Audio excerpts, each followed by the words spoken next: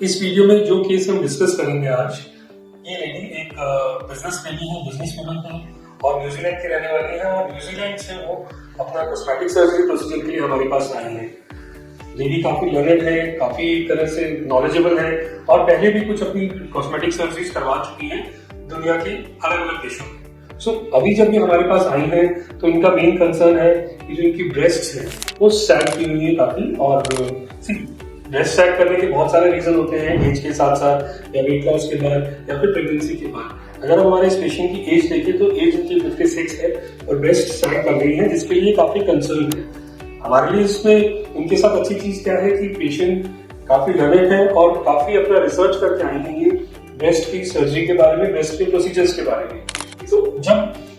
Discussion और एक तरह से कंसल्टेशन हमने किया पेशेंट के साथ, तो एग्जामिनेशन के बाद ये कंक्लूजन निकला कि पेशेंट की ब्रेस्ट की शेप में जो इशू है, ब्रेस्ट में जो प्रॉब्लम है वो ये है कि ब्रेस्ट सैग कर गई है लेकिन वॉल्यूम अभी भी ठीक है।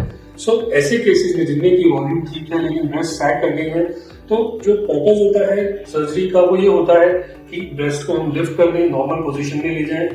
With natural look, with proper symmetry और मिनिमम स्कारिंग के साथ, जिससे कि वो कॉन्स्पिक्यूअसली विजिबल भी नहीं हो। इस तरह की ब्रेस्ट सैगिंग के लिए हम मैस्टोपेक्सी प्रोसीजर प्लान करते हैं और अगेन प्लानिंग इन्हीं चीजों को दिमाग में रखी की जाती है कि लुक नेचुरल आना चाहिए, दोनों ब्रेस्ट सिमेट्रिक लगनी चाहिए, स्कारिंग जो है वो मिनिमम होनी चाहिए और रिकवरी के पेशेंट की जल्दी होनी चाहिए।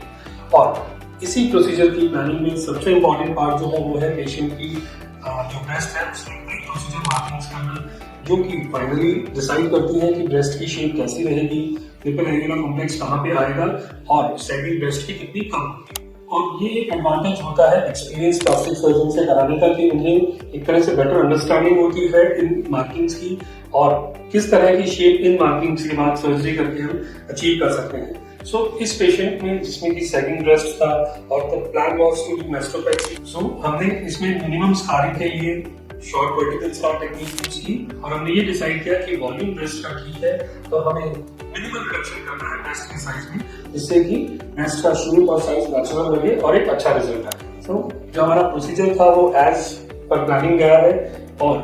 जो पेशेंट की रिकवरी है वो भी काफी क्विक हुई है। पेशेंट को पोस्ट ऑपरेटिव पीरियड में भी कोई डिस्कम्फर्ट या किसी तरह की कॉम्प्लिकेशन नहीं हुई है। जब हम कंपेयर करते हैं पेशेंट के प्री प्रोसीजर और पोस्ट प्रोसीजर फोटोग्राफ्स को, रिजल्ट्स को, तो हम क्लियरली देख सकते हैं कि कितना डिफरेंस आ गया है ब्रेस्ट के अपीयरेंस में। ब्रेस्ट सर्जरी के बाद बहुत यूथफुल लगती है, नेचुरल लगती है और जो स्कार है, जो निशान है सर्जरी के, वो भी ना के बराबर होते हैं।